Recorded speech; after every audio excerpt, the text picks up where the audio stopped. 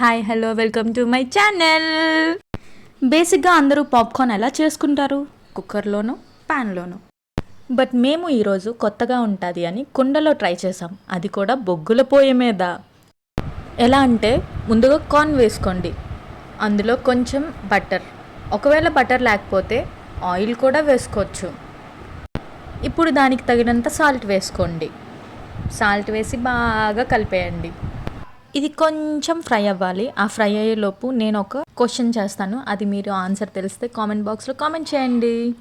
వింత కాదు విడ్డూరం లేదు, అయినా అది వస్తే అందరూ నోరు తెరుస్తారు. ఏమిటది? ఆన్సర్ తెలిస్తే మర్చిపోకండి కామెంట్ బాక్స్లో కామెంట్ చేయండి. ఓకే, మనం వీడియోలోకి వచ్చేద్దాం. 40 సెకండ్స్ తర్వాత మూత పెట్టుకోవాలి. టాడా! చూసారా ఎంత బాగా వచ్చేసిందో?